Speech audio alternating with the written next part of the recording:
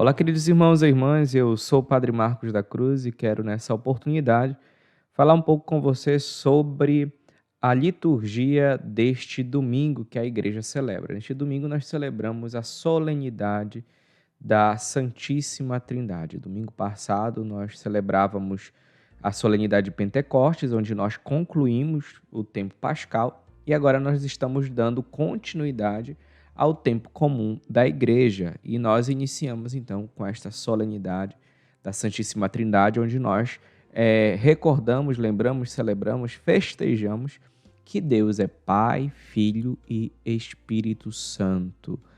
O Pai que é Deus, o Filho que é Deus, o Espírito Santo que é Deus, mas não três deuses, mas um Deus em três pessoas. É o mistério da Santíssima Trindade que nós celebramos neste domingo. E eu queria, nessa oportunidade, falar um pouco sobre a existência de Deus, né? Primeiro porque nós precisamos entender, de uma forma até mesmo um pouco mais teológica, como acontece isso, porque nós sabemos que Deus existe pela fé, mas nós acreditamos na existência de Deus não somente pela fé, que é o princípio de tudo, obviamente, mas nós precisamos também ter clareza sobre essa existência de Deus, de como isso é possível. E Deus, então, ele dotou o homem também do desejo de querer conhecê-lo, do desejo de querer saber quem é Deus. Por isso que Deus nos deu a inteligência, a razão, para que, por meio dela, nós pudéssemos ter acesso a ele. É claro que um acesso limitado, porque a nossa inteligência ela não consegue apreender totalmente Deus, ela não consegue compreender Deus na sua totalidade, porque nós não temos ainda, nós não temos essa capacidade, né? Então, mas a gente consegue ter acesso a Deus a partir daquilo que é lógico, a partir daquilo que é visível aos nossos olhos, a partir daquilo que é empírico, a partir daquilo que nos foi revelado na própria pessoa de nosso Senhor Jesus Cristo. Cristo é aquele que é o Filho de Deus, a segunda pessoa da Santíssima Trindade, que é enviado ao mundo e que por meio dele nós temos acesso ao Pai e temos acesso a Deus, vamos dizer assim, porque é ele que nos revela quem é o próprio Deus. Mas aqui eu queria, nessa homilia, falar um pouco mais sobre essa existência de Deus, de forma teológica, se não ficar muito difícil para você entender, mas eu tentarei da melhor forma possível ser mais claro, mais simples e direto, objetivo, para falar sobre a existência de Deus a partir de um santo teólogo da nossa igreja, muito conhecido dentro da teologia, que é São Tomás de Aquino. São Tomás de Aquino foi um santo que viveu há alguns séculos atrás. Não vou dizer aqui ao certo qual século que ele viveu, porque não fiz essa pesquisa, mas São Tomás de Aquino foi um santo assim extraordinário no seu estudo teológico, porque ele deixou muitos escritos que hoje são base para a teologia da igreja, e ele deixou um escrito muito famoso chamado Suma Teológica. Nesse escrito, São Tomás de Aquino, dentre os muitos assuntos que ele aborda, como a graça, como a trindade, enfim, São Tomás de Aquino fala também sobre a existência de Deus e ele apresenta 5 vias que atestam a existência de Deus. Então, São Tomás de Aquino ele pega, na verdade, realidades nossas, visíveis, palpáveis, empíricas, e a partir disso ele nos faz compreender que Deus existe a partir desta realidade. Quando a gente for começar a falar sobre as 5 vias, a gente vai entender um pouco mais como isso acontece. E Santo Agostinho ele apresenta, então, as 5 vias que provam a existência de Deus. Eu vou tentar ser no máximo objetivo, para não alugar tanto o áudio, para não alugar tanto a homilia, e até mesmo para que você possa compreender aquilo que é fundamental dentro das 5 vias de São Tomás de Aquino, tá? Porque também teria muitas coisas para a gente aprofundar, mas aqui eu já deixo esse gostinho para que você procure estudar, para que você procure ter mais conhecimento sobre essas 5 vias, procure pesquisar aí na internet, porque hoje em dia a internet é um mundo, né? Então, você consegue ter acesso a esse material, a aulas de padres e de professores, de teólogos, que vão aprofundar mais ainda esses temas. Então, aqui eu não quero esgotar e dizer que é somente isso, mas tentar aguçar um pouco a curiosidade de você, a sua curiosidade, para conhecer um pouco mais como nós compreendemos a existência de Deus. Então, São Tomás de Aquino apresenta as 5 vias. Né? E a primeira via que São Tomás de Aquino apresenta para argumentar da existência de Deus é sobre o movimento. Então, se você for ver, tudo no mundo se movimenta. Tudo tem o seu movimento. E movimento aqui, em São Tomás de Aquino, não é somente um movimento de deslocação, ou seja, de movimentar um determinado objeto. Tá? Então, movimento aqui, no entendimento de São Tomás de Aquino, que também é um entendimento aristotélico, para quem já ouviu falar no filósofo Aristóteles, São Tomás de Aquino ele usa muito da filosofia de Aristóteles para fundamentar a teologia. Então, movimento aqui não é somente deslocamento, mas movimento também aqui, ele implica em falar sobre a modificação do ser. Por exemplo, se você tem uma vela no altar, essa vela do altar, ela está ali queimando. Ela está acesa, ela está ali queimando. Ela está parada, mas é assim, parada fisicamente, vamos dizer assim, né? Não está andando para um lado para o outro. Mas ela está em movimento. Por que ela está em movimento? Porque ela está sendo modificada aos poucos. Aos poucos ela está diminuindo o seu tamanho, entendeu? Então, essa modificação da vela, ela também é movimento. Isso acontece também conosco. Nós também, com o tempo, nós vamos também entrando em movimento. Na verdade, nós estamos em constante movimento. Por exemplo, o nosso próprio crescer é um movimento. O nosso próprio envelhecer é um movimento. Dentro dos seres todos, né, da natureza, as árvores, tudo que existe, existe porque tem um movimento. Tudo no mundo existe um movimento.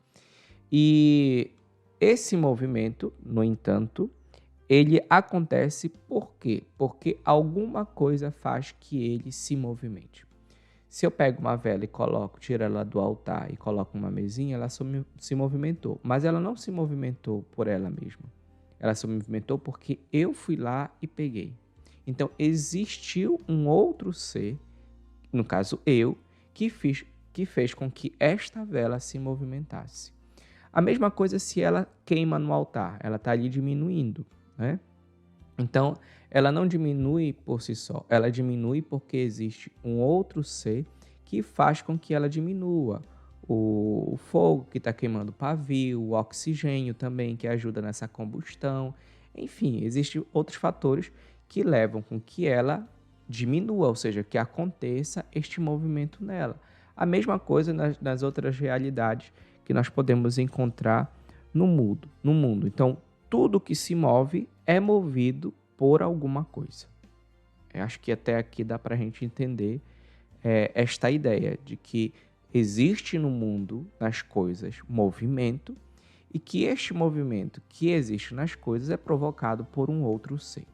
Se você fazer agora um regresso das coisas, você vai perceber que sempre há algo movendo outra coisa. Por exemplo, eu movi a vela. Quem moveu a vela? A minha mão. Quem moveu a minha mão? O meu braço. Quem me moveu, fez com que eu existisse? Os meus pais. Enfim, você vai vendo uma série de movimentos que vão gerando outros movimentos. Se você fazer um regresso, você vai chegar, então, a um movimento que moveu todas as coisas, que São Tomás de Aquino diz que é o motor primeiro, ou seja, um motor que fez com que todas as coisas se movessem. Mas esse motor, ele é imóvel, ou seja, ele não pode ter sido movido por outra coisa. Esse movimento que existe nas coisas, ele é um movimento finito e não infinito. Porque se, de repente, há uma infinitude, então a gente não vai chegar em lugar nenhum. né? Então, existe sim um motor primeiro que dá movimento às outras coisas. Esse motor primeiro que dá movimento às outras coisas é o que São Tomás de Aquino chama de Deus. Ou seja, é Deus que faz com que todas as coisas no mundo se movimentem. Ele é a causa primeira, vamos dizer assim. Ele é o primeiro movimento que fez com que todas as outras coisas se movimentassem no mundo. Então, a primeira via que prova a existência de Deus é a via do motor primeiro, de São Tomás de Aquino, ou seja, Deus que faz mover todas as coisas que existem no mundo. Ele é a causa primeira. A segunda via é a via da causa eficiente, que é um pouco parecida com essa primeira explicação, essa primeira via que eu falei do motor primeiro. Então, o que é a segunda via, a via da causa eficiente? A causa eficiente, ela está ligada muito àquilo que é causa e efeito. Por exemplo, para que as coisas existissem no mundo, elas tiveram primeiro uma causa. A vela que eu tenho no altar, vou usar aqui o exemplo da vela para ajudar até mesmo a assimilar as coisas, né? Então, a vela que eu tenho no altar, ela foi criada por alguém. Ela foi criada por algo. Quem foi que criou a vela? A vela foi criada pela máquina, por uma máquina. Quem foi que criou a máquina? O ser humano. Quem foi que criou aquele ser humano? Foi o fulano. Quem foi que criou o fulano? Foi outro ciclano. Então, sempre existe uma causa que levou a um efeito. Ou seja, aquele efeito, aquele ser, ele é causa de outro ser. Não sei se vocês conseguem compreender essa questão de ser, né? Mas uma vela, ela só existe porque um outro ser fez com que ela existisse, né? No caso aqui, a máquina de fabricar a vela. E essa máquina de fabricar a vela, que é um ser, também só existe porque um outro ser existiu. Foi a causa da existência dela, ou seja, o ser humano. O ser humano só existe, este ser humano, suponhamos, o João que inventou a máquina. Ele só existe porque ele é causa dos pais dele, porque os pais dele existiram e fez com que ele existisse. Ou seja, a causa, o efeito, na verdade, ele é fruto de uma causa. E aí, quando a gente faz também esse entendimento do regresso, de regressar sempre às causas das coisas, a gente vai chegar numa causa primeira, numa causa eficiente, que nós chamamos, numa causa que causou todas as coisas. Essa causa que causou todas as coisas é o próprio Deus. E é uma causa incausada, ou seja, ninguém causou Deus, né? Deus é a causa de todas as coisas que existem no mundo. Então, esta é a segunda prova da existência de Deus. Então, se a gente faz um regresso diante das coisas que existem no mundo, a gente vai chegar a um parâmetro, a um finito, onde neste finito está Deus. A terceira via da existência de Deus, ela fala sobre o ser necessário. E aqui a gente vai usar um termo um pouco mais filosófico para a gente tentar entender, né, essa terceira via da existência de Deus, segundo São Tomás de Aquino, que é a palavra contingente. O que é contingente? Contingente é tudo aquilo que poderia ou não ter existido. Por exemplo, tudo que existe no mundo é contingente. Eu, por exemplo, eu poderia existir, como eu poderia não ter existido. A vela que tem no altar, ela poderia ter existido, como ela poderia não ter existido. Não sei, você que tem esse celular aí na mão, ou de repente que está me escutando pela TV ou por um outro aparelho. Esse aparelho poderia ou não poderia ter existido. Ora, se tudo no mundo é contingente, ou seja, poderia ou não poderia ter existido, então logo, em algum momento, nada existiu. Se você for fazer também esse movimento de regresso, né? Então, poderia ou não poderia ter existido? Se você faz esse movimento de regresso, você vai chegar à lógica de que em algum momento nada existiu. Ora, Se em algum momento nada existiu, isso quer dizer que também hoje nada existiria. Por quê? Porque o nada não pode criar as coisas. Do nada não sai nada. Entende? Do nada não sai nada. Só que isso não se alicerça, não fica firme. Por quê? Porque nós existimos. Porque se a gente chegasse numa realidade, fizesse esse regresso onde houve um momento em que nada existiu, então hoje também nada não existiria, porque do nada nada pode acontecer. Então, neste sentido, São Tomás de Aquino, ele assegura de que existe um ser necessário que fez com que todas as outras coisas existissem. Este ser necessário, né, é o próprio Deus. Ou seja, é Deus que faz com que todas as coisas existissem. Então, chegando a esse regresso, nós vamos chegar a um ponto onde nós temos por entendimento de que Deus, ele é o sentido, o motivo e a necessidade de todas as coisas. Essa é a terceira via do entendimento da existência de Deus. A quarta via, ela está ligada aos graus de perfeição dentro daqui dos seres que foram criados. Então, por exemplo, nós não podemos negar que existem pessoas mais bonitas do que as outras, né? Existem pessoas mais bonitas do que as outras, existem pessoas mais feias do que as outras. Assim também como existem pessoas mais honestas do que outras, pessoas mais amigas do que outras, pessoas mais verdadeiras do que outras, pessoas, não sei, mais justas do que outras, e assim por diante. Isso é inegável, né? Você, obviamente, deve conhecer pessoas que são assim. Até no nosso senso de beleza, aquelas pessoas que buscam um parceiro, uma parceira, vão buscar uma pessoa que seja mais bonita e mais agradável aos seus olhos. Então você tem um pouco esse julgamento de dizer o que é mais belo, o que é menos belo. Ora, esse julgamento que você faz do que é mais belo, do que é menos belo, do que é justo, do que é menos justo, ele só acontece porque existe um ser que carrega em si essa qualidade no máximo. Por exemplo, eu só entendo que essa flor é mais bonita do que essa aqui porque, de fato, existe uma beleza num grau superior. Eu só entendo que aquela pessoa ela é mais honesta do que a outra pessoa porque existe um ser que é mais honesto do que todo mundo.